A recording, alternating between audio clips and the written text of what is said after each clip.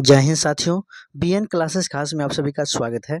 आज हम इस सेशन में इतिहास से क्वेश्चन करवाने वाला हूं, तो आप लोग इस सेशन को शुरू से लेकर के अंत तक जरूर देखिएगा, स्किप मत कीजिएगा।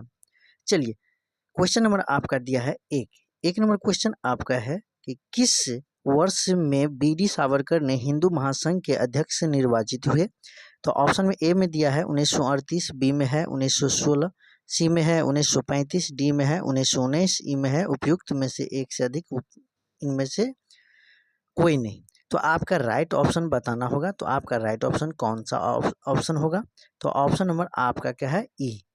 ये इसलिए है कि बी.डी. सावरकर वर्ष 1937 से वर्ष 1942 तक हिंदू महासभा के अध्यक्ष थे। बी.डी. सावरकर ने अभिनव भारत नामक संस्था की स्थापना की थी। सावरकर यूनाइटेड किंगडम गए और इंडिया हाउस और फ्री इंडियन सोसाइटी जैसे संगठनों से जुड़े थे। बढ़ते हैं अगला क्वेश्चन को आप देखिएगा। तो यहाँ पर क्वेश्चन नंबर आपका दिया है दो नंबर क्वेश्चन है कि अभिनव भारत से कौन संबंधित है। तो यहाँ पर अभिनव भारत से कौन संबंधित है, आपका ऑप्शन नंबर कौन सा आंसर होगा? तो अभी बताएं। ऑप्शन नंबर ए होगा बी.डी. सावरकर। यहाँ पर देखिएगा तो कुछ आपका यहाँ पर दिया है, क्या है कि अभिनव भारत का स्थापना वर्ष आपका 1904 ईस्वी में हुआ है। इसका स्थान कहाँ था? तो नासिक, महाराष्ट्र। संस्थापक का नाम क्या है? तो बी.डी. सावरकर। यहाँ पर दिया हुआ है कि बी.डी. सावरकर विनायक दामोदर सावरकर द्वारा 1899 ईस्वी में स्थापित मित्र मेला कितना ईस्वी में? तो 1899 ईस्वी में ही वर्ष 1904 में एक गुप्त सभा अभिनव भारत में परिवर्तित हो गई। अगला प्रश्न को देखिएगा। तो यहाँ पर 3 नंबर क्वेश्चन है कि भारत में अभिनव भारत नामक एक गुप्त संगठन सेक्रेट सोसाइटी अंग्रेजों का मुकाबला करने के लिए किसने संगठित किया था? तो राइट आंसर क्या होगा? तो ऑप्शन नंबर सी होगा बी.डी. सावरकर। ये बीपीएससी सीडीपीओ प्री 2005 में पूछा हुआ क्वेश्चन है दोस्त। तो यहाँ पर अगला क्वेश्चन देखिएगा। तो मुजफ्फरपुर में किंग फोर्ड की हत्या का प्रयास कब किया गया? तो राइट आंसर क्या होगा? आपका ऑप्शन नंबर ए होगा, 1908 की घटना है।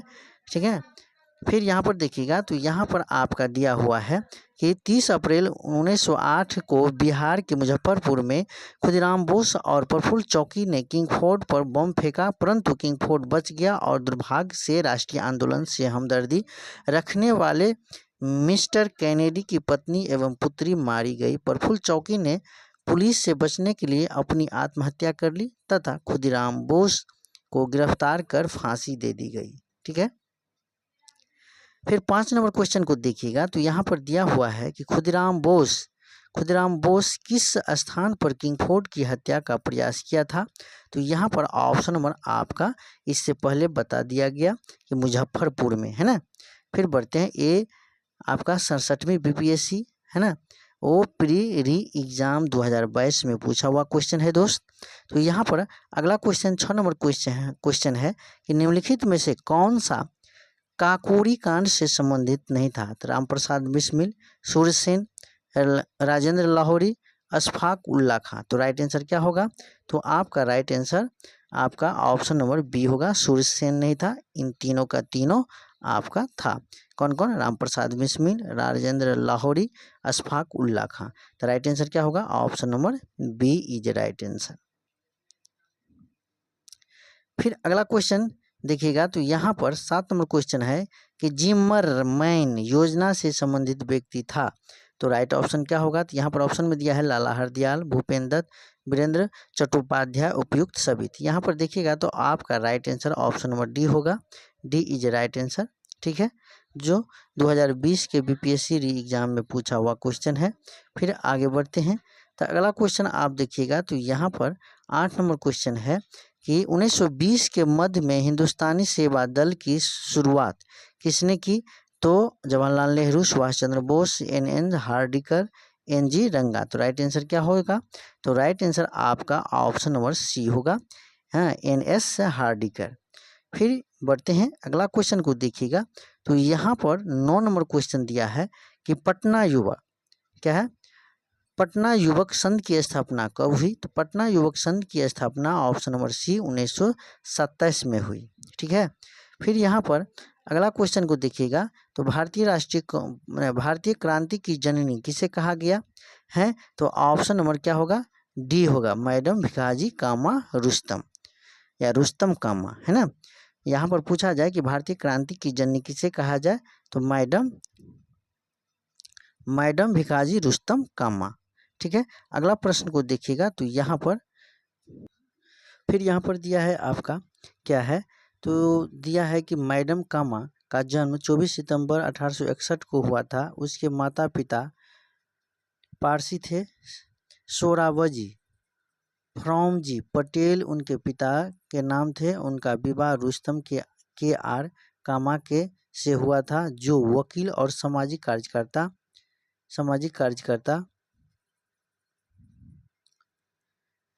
कार्यकर्ता मैडम कामा ने राष्ट्रीय आंदोलन के महान अग्रणी भारतीय नेता दादा भाई नौरोजी के निजी सचिव के रूप में सेवा की। बाद में कुछ देशभक्त विद्यार्थियों एवं यूरोपियन बौद्धिक लोगों के संपर्क में आकर स्वतंत्रता आंदोलन से जुड़ गई।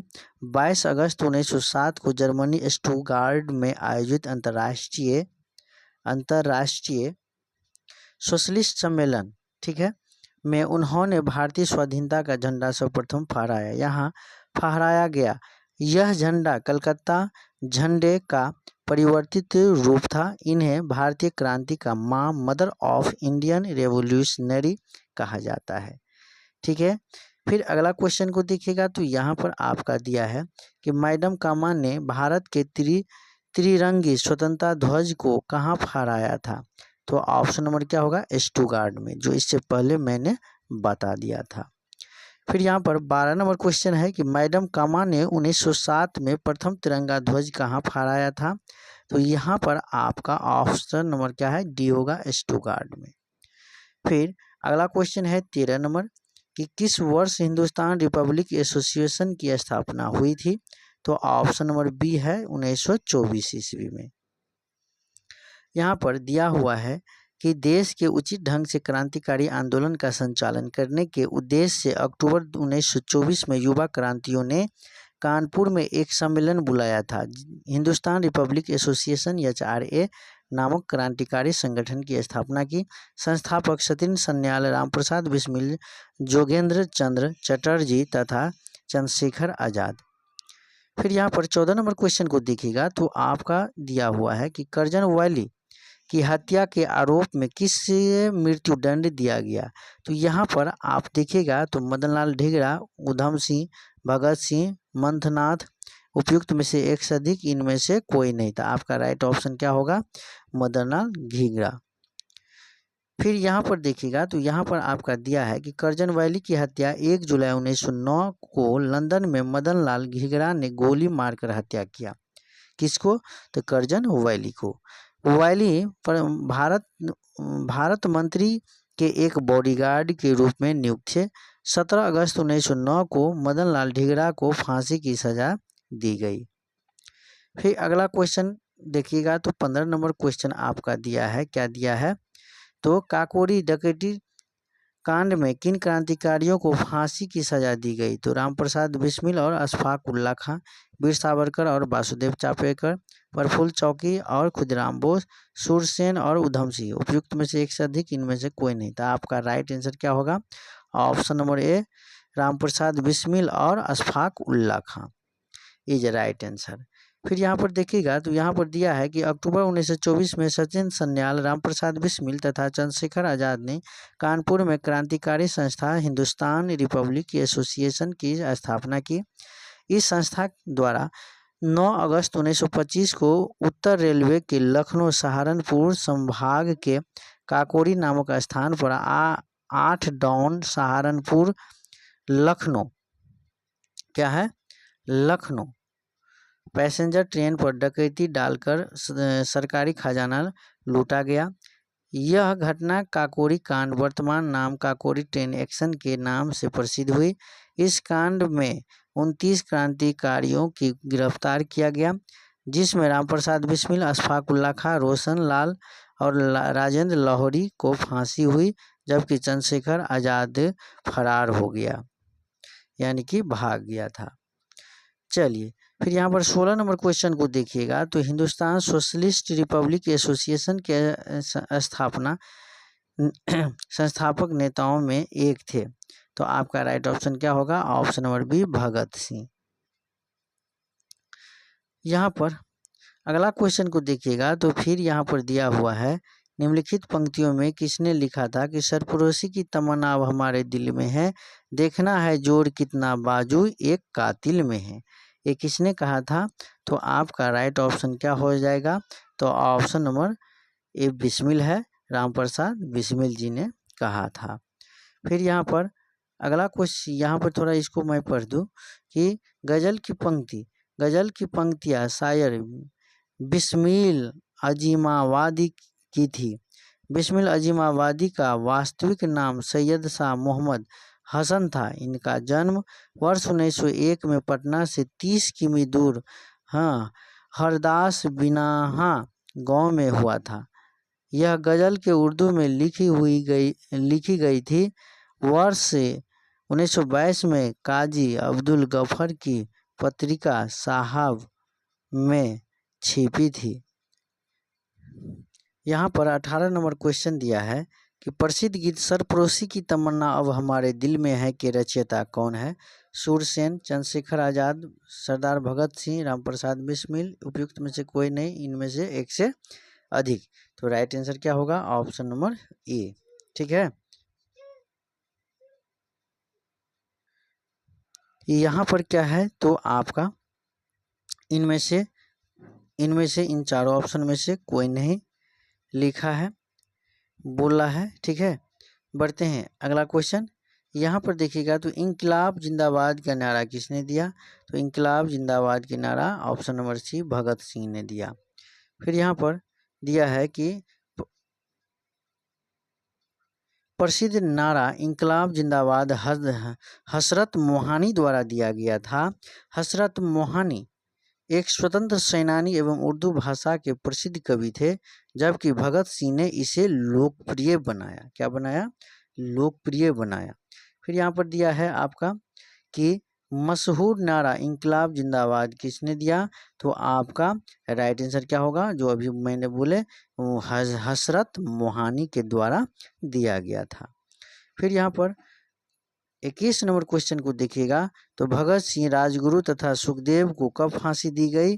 तो यहाँ पर राइट आंसर आपका क्या हो जाएगा? ठीक है, ऑप्शन नंबर ए, 23 मार्च 1931 को। 23 मार्च 1931 को। फिर यहाँ पर देखिएगा 22 नंबर क्वेश्चन, सुखदेव, भगत सिंह तथा राजगुरु को किस तारीख को फांसी दी गई थी? तो ऑप्शन नंबर बी, 23 मार्च 1931 को। 23 मार्च 1931 को। ये 67वीं बीपीएससी प्री री एग्जाम 2022 में पूछा हुआ क्वेश्चन है। फिर यहाँ पर देखिएगा एक क्वेश्चन बीपीएससी में पूछा हुआ क्वेश्चन है कि सरकार के विरोध में असेंबली में बम फेंकने का समय भगत सिंह की उम्र क्या थी? तो राइट आंसर क्या होगा? तो आपका राइट आंसर क्या होगा? 21 साल, 21 साल से थोड़ा ज़्यादा, 25 साल, और डी में है आपका 25 साल से थोड़ा ज़्यादा। उपयुक्त में से एक से अधिक, इनमें से कोई नहीं। तो राइट आंसर क्या हो जाएगा आपका? तो ऑप्शन नंबर क्या होगा? ऑप्शन नंबर बी होगा, 21 साल से थोड़ा ज़्यादा। बीपीएससी टीचर में पूछा हुआ क्वेश्चन है। ठीक है, फिर यहाँ पर आपका क्या है कि भगत सिंह के एक प्रमुख स्वतंत्रता सेनानी क्रांतिकारी थे। उनका जन्म सितंबर 1907 में हुआ था। भगत सिंह का बटुकेश्वर तथा बटुकेश्वर दत्त ने 8 अप्रैल 1929 के केंद्रीय विधानसभा में बम फेंका था। इस प्रकार केंद्रीय विधानसभा में बम फेंकने के समय भगत सिंह की उम्र 21 वर्ष से थोड़ा ज़्यादा थी।